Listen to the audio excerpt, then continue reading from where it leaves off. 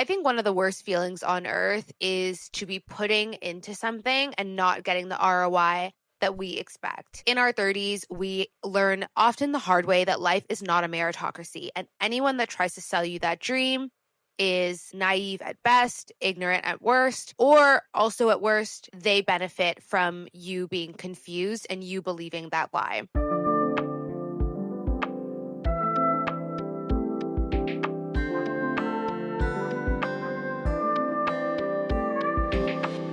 Good morning, and welcome back to the Sage Sorority. How are we all doing, guys? I'm your host, Chantel. If you're new here, welcome to the Sage Sorority, where the only dues are your ears, never your dignity. And I'm so glad that you're here.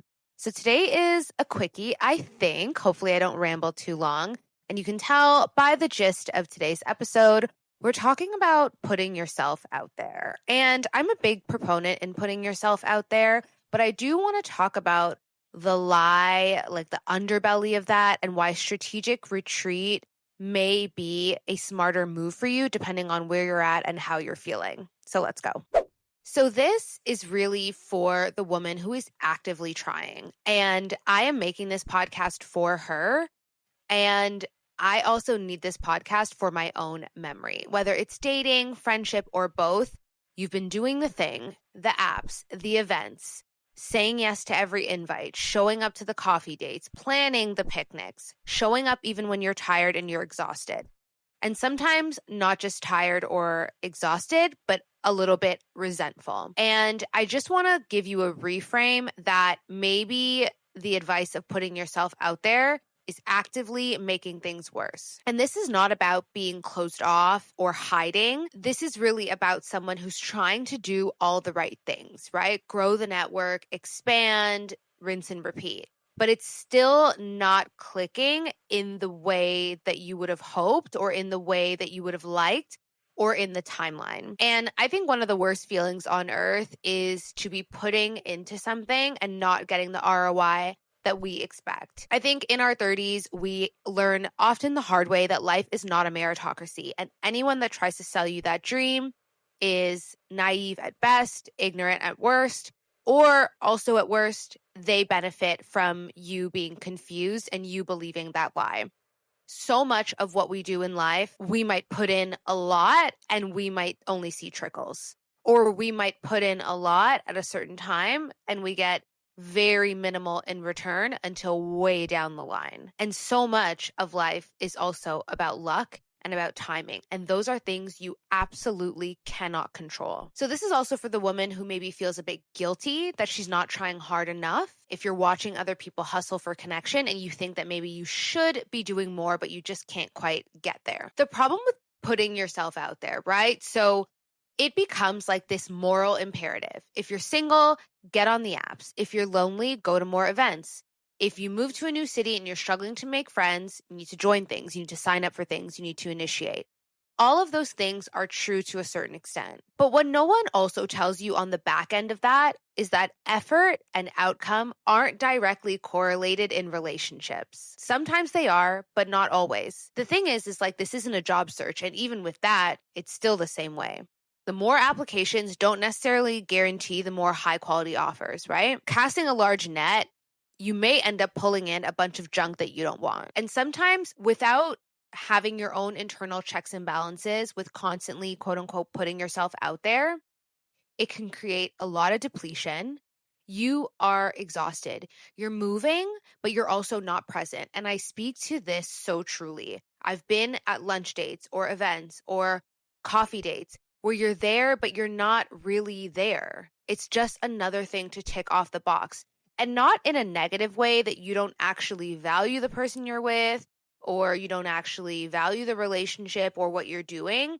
It's just that you're not able to soak it up in the right way because it feels more of like a to-do list rather than like a desire, a joy. Maybe you're showing up a little exhausted, you're just going through the motions, and you leave these meetings, these dates, whatever, and you don't feel fulfilled. You don't feel joyous. You don't feel anything. It just feels very blah, like it was just something to do. Also, managing your availability without discernment. You can't be so focused on being open that you have stopped filtering.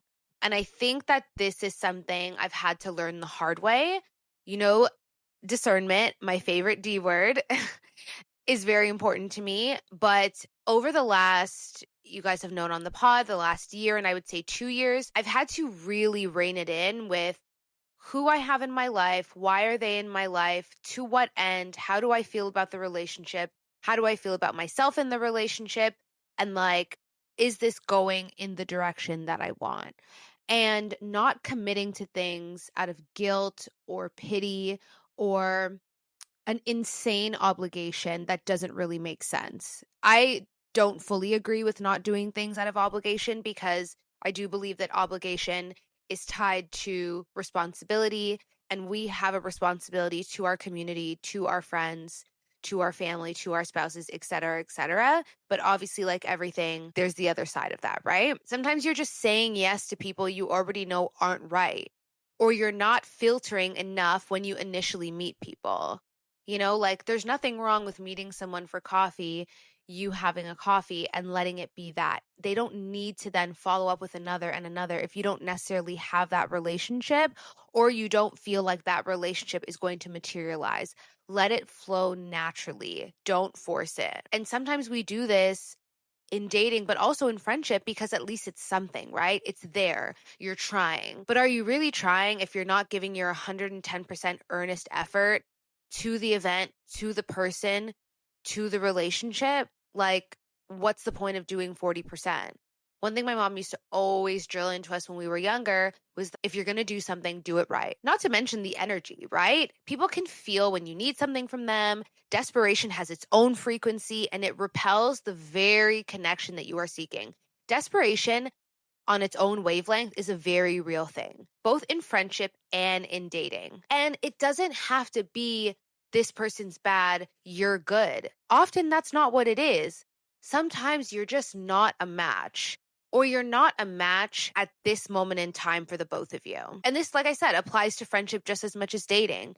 The woman frantically trying to build a social life in a new city, saying yes to every coffee, matching with way too many people on Bumble BFF, going to all the happy hours, she can easily be the loneliest person in the room because she's performing availability and making herself available to a magnitude of people, a magnitude of energetic frequencies, instead of focusing on magnetism. And that is what I want to talk about today.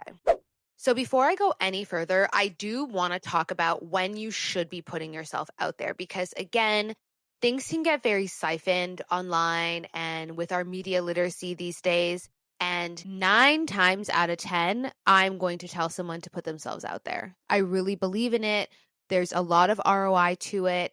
And when people talk about loneliness and lack of connection, my follow-up is bridge that gap. So this episode and the things that I'm going to talk about and what I've already mentioned is not permission to hide. There is a difference between retreat, strategic retreat, and just pure avoidance. And if you have an ounce of self-awareness, you probably already know which one you're doing in different aspects of your life. So you really should be putting yourself out there if you have genuinely been isolating. Like you're not tired from trying, you're just not trying. It's a very different thing, right? If you're saying no to most things, you're using boundaries, quote unquote, as an invisible wall. If your social muscle has truly atrophied, like when was the last time you went out for brunch? When was the last time you went for a coffee walk? When was the last time you went to a gym class with someone else? And when was the last time that you even initiated any of these things? If you've gotten so comfortable alone that connection almost feels a little off kilter, feels weird, feels out of sorts, that is a key indicator. And this episode is not your permission slip to stay there. I will tell you that right now. Also, if you're in a season of rebuilding, we all have different seasons in life, and sometimes it's not the putting yourself out there season in friendships, in dating, at work, whatever. Maybe you're in a new city, maybe you just moved, maybe you've got a new job, maybe you've just broken up with your partner, maybe you've just been dumped, maybe you've had a post-friendship breakup. Any kind of serious starting over, there will be a time for putting yourself out there and the slight discomfort that will come with that, but it doesn't have to be an immediate. Also, if you are avoiding because of fear, if the real reason you're not trying is because you want to avoid rejection at all cost, That's very different. And that's something you need to look at because, first of all, that's just not how you can live a very full life if you are constantly avoiding rejection. You will stump your growth in any aspect of your life. On a very granular scale, if you look at working out, the pain you feel from lifting weights is literally your muscles shredding and rebuilding. I'm like 90% about that, 90% sure about that. I'm not a personal trainer, so don't come for me. But that is rejection, right? Your body is rejecting what you're doing. That's why it's painful, but it's still important. It's still valuable. It still yields such great benefits. So that same analogy works for so many aspects of our life that you can't just avoid anything discomfort. You'll have nothing if that's the case.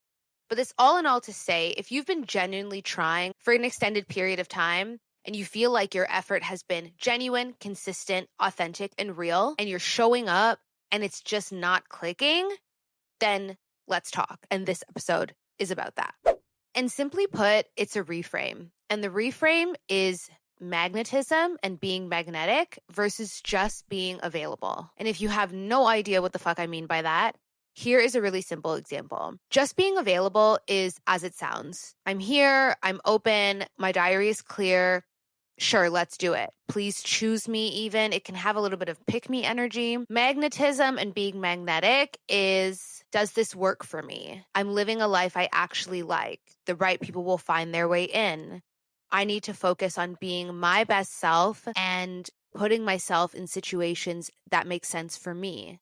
Magnetism is about one of the things I always talk about on the pod, which is looking inward for answers before you go outside of yourself. And I want to make myself very clear that this is not about pretending to be cool, being too cool to care, or playing hard to get. It's truly the difference between chasing things and attracting things. And what that can look like in practical terms, if you're like, okay, that sounds well and all, but how does that really apply in my real life? That can be deleting the apps for a season. I know for me, one of the promises I made to myself last year was that I wanted to be very clear on what networking and friendship and relationships outside of like family look like for me moving forward. I'm at a point in my life where I don't want to be just accumulating a bunch of friends like Pokemon cards. I don't want to do that. Not that I ever really did that, but I think there was a time in my life where I was very open to meet any and anybody. And in a lot of ways, I'm still like that, but I'm a lot more radically honest with myself about where people fall. It's almost like a heat map, right? So if you know what a heat map is, it's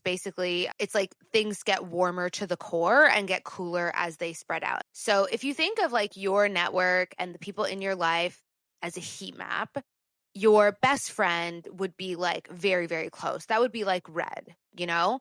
And then maybe a closer friend who's not your best friend, or maybe a friend you've known for a very long time, they would be like maybe like an orange. And then maybe your less closer friends, maybe warm acquaintances, strong acquaintances, they would be like a yellow, and so on and so forth. And I think that categorizing people in the right way, not in a harsh, mean, bitchy, like Mean Girls type of way, but just in an honest way. Like, hey, this person is probably not going to be an orange and they're more of a yellow. Or they've been treating me like a yellow and I've been treating them like a red. And I think we need to balance it out. That way they're not frustrated, I'm not offended, and we can both be on an even playing field. Say what you want. Reciprocity is extremely important in relationships. Now, that doesn't always mean that if you give me a stick, I'm going to give you a stick, and that means we're both fair. Sometimes it means I'm giving you a stick and you're giving me an apple, you know? Obviously, these are very loose and a bit strange analogies, but you're with me. It doesn't necessarily mean we're giving the exact same thing to each other, as long as we both feel like the relationship is being poured into. And if you're in an intimate relationship with a man, you know exactly what I mean. Your boyfriend probably doesn't give you the exact same thing that you give him, but you both have your needs and desires met in different ways, and that's what matters. Reciprocity is extremely important in relationships, and it's one of the most important things that women look to in their friendships. And I am that person. Like, things need to feel fair to me. They need to feel fair. They need to feel just. They need to feel equally loving on both parts. All of your friendships are going to look different and they're going to play out in different ways in your life. But the mutuality of things is very important to me. Anyways, I didn't want to go on too long of a tangent with that, but it's really important that we know that. So when we talk about what pulling back looks like, strategic retreat, like I said, it could be deleting the apps for a season, dating apps, friendship apps, all of it. Not forever, just with enough time to reset. Like, hey, let me just pause on this until the spring and summer and then revisit. You should never be scared or worried to put a pause on things in your life with giving yourself due time and due course to recalibrate, to review and see where you're going. If you never stop to take account of what's going good and what we can fix, you're always just going to be barreling through. You have to be able to stop and assess in any relationship you have, in your work, in your business. All of this matters and it all ties into, they're all linked. Next, stop saying yes to things that truly drain you. And again, because I have to be clear, this is not about inconveniences, right? Like, it's not, oh, I'm going to say no because I live in East London and they want to do dinner in Notting Hill. Yeah, that's not the same thing. Like, that's not going to drain you. It might annoy you, but it's not going to drain you. But draining you is networking events that you hate going to, group hangouts that are really not your thing. Maybe your friends want to hang out one night and go bowling, and you absolutely hate bowling, so don't go. But if you value the friendship and you value hanging out, you should follow it up with something else. Like, guys, I just really hate bowling. I can't get into it, but I'm down to go to this lecture next month if you all are free. Coffee dates with endless people, especially people that you know are already not your people. And also not being afraid to end things when they need to be ended. As in, if you were on a date and it wasn't working out, if you feel compelled, you should just end the date early, right? I say the same thing with friend opportunities. Like, you don't have to meet for lunch with someone who you're just meeting for the first time. You don't have to do dinner. You can make it a shorter thing. I highly recommend meeting someone for coffee the first time you're hanging out with them. Highly recommend. I'm not a big fan of coffee dates when it comes to like an intimate relationship, and that has a lot to do with patriarchy and all that kind of stuff. Have I done coffee dates? Absolutely. Did I ever regret any of them? No, I didn't, but it's not my thing. But when you're meeting someone, like let's say you go to an event, you really hit it off with someone, you guys exchange Instagrams or you exchange LinkedIn's, and you want to follow up with some sort of meeting. Highly recommend doing a coffee or doing a Wednesday glass of wine. It's obviously not going to go too late. We both have work the next day, things like that. Highly recommend. And if it's not going that great, you don't have to extend it into dessert. You don't have to extend it into another glass of wine. You can end it right there. Like, you can value your time, not in a mean way, not in an abrupt way, but also like in a respectful way, because chances are if it's not going well for you, it's probably not going well for the other person, at least for the most part. And then I want you to redirect some of that energy into your genuine pleasure. Like, what brings you life? Like, what makes you excited? Like, what energizes you? What did you do before finding friends and partners became like a serious project for you? What fills you up that has nothing to do with outside relationships? Not because those things don't matter, but again, we need diversity of scope in our lives always. Over the Christmas break, one of my cousins brought alcohol-based markers, which I'd never seen before, but the colors are beautiful, and coloring books. And she thought we were going to do a white elephant, which we didn't. And it just ended up being this thing where one person would sit at the dining room table and would just be coloring by their lonesome, and literally like a heat map. Another person would join and another person would join. And it's like, oh, let's get a bottle of wine, and like another person would join. And it would just become this thing where like sometimes we were silent and coloring, sometimes we were talking and coloring. Like beautiful, beautiful, beautiful. She absolutely killed it. To the point that I've now gone on Amazon and now I've ordered markers and a coloring book, not because I want to color, or sorry, I shouldn't say that, but not because I want to be some artist, couldn't be further from the truth. I'm so not artistically inclined, but it's such a peaceful thing to do. And for me, has nothing to do with my business, has nothing to do with work. It has nothing to do with monetizing or building a brand or any of that. I'm literally going to color in a book, and when the book is finished, I'm literally going to throw it out. Like, that's what I mean by joy. Genuine pleasure in your life that has nothing to do with working at something, if that makes sense. Finally, I also want you to exist fully in your actual life. We really, really have become desensitized to our own pleasure and our own presentness, which I know is not a word, but stick with me. Go to the places you would go anyways.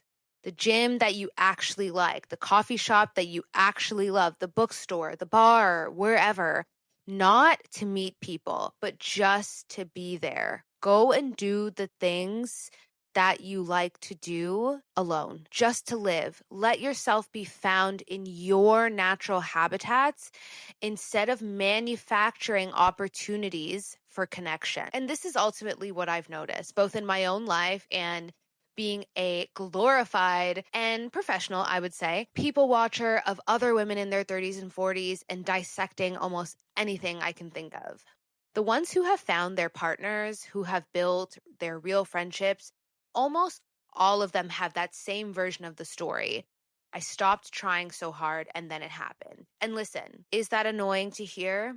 Yes, I find it very annoying. But we often dismiss this annoying advice from people who got lucky. But there is some truth there. When you're grabbing onto things so tight, what is that? What is that? One of my favorite quotes is, "Let go or be dragged." I imagine holding on to ropes. If you look down at your hands are probably going to be bloody. You guys know, because I've mentioned it on the pod before, one of my favorite scenes is in My Best Friend's Wedding with Julia Roberts, where she's running after the guy is running after his wife, and her bestie on the phone is like, "Who is running after you?" It's very important that we stop to just take stock of our actions, and are they really giving us our desired outcome?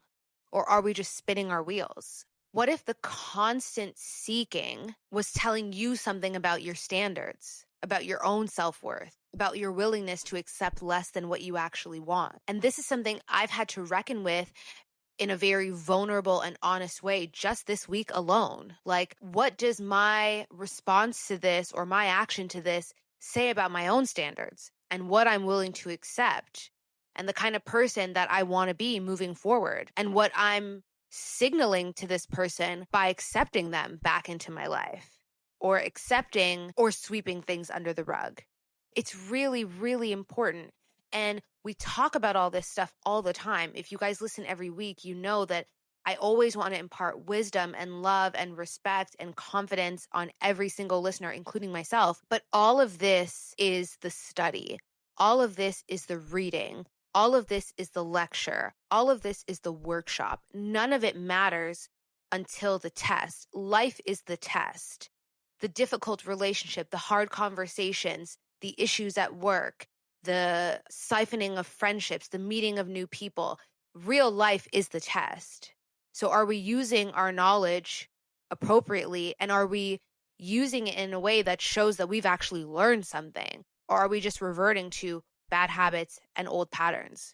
And lastly, what if the most radical thing you could truly do for your relational life right now is just stop treating it like an equation or a problem that you have to solve? You guys, this is not about giving up, right? I feel like I've echoed this a few times, but it's just about recognizing when maybe the strategy isn't strategying anymore. The strategy isn't working, okay? And we need to know how to pivot. This is very, very important in our lives. And we need to have the wisdom and the confidence to just try something else. And sometimes trying something else is doing less, maybe even doing nothing. Retreating or strategic retreating is not about failure. It is about becoming someone who isn't defined by that incessant search. And don't feel bad, because as women, we are marketed to be searching for something, anything, all of the time. So don't beat yourself up, but take this as a permission to really stop putting yourself out there for a while in a confident, self-assured, I'm still that bitch type of way. To rest, to relax, to trust in your own sauce, and that the right people, romantic, platonic, or somewhere in between, will actually find you when you stop looking so fucking hard. Anyways, that is it for me today, guys. I hope you like this episode. This has been on my heart, I would say, for maybe like the last week and a half. And I really I'm glad that I was able to put it together into an episode for you. And I hope that someone out there finds value in it, because just saying all of this stuff to you guys today, I have found a lot of value in it for myself. I love you guys so much. If you like this episode, share it with a friend. Don't forget to leave a review, subscribe to us on all platforms, and definitely tag me in your Instagram stories when you repost this episode. I will talk to you guys same time, same place next week. I love you so much. Bye.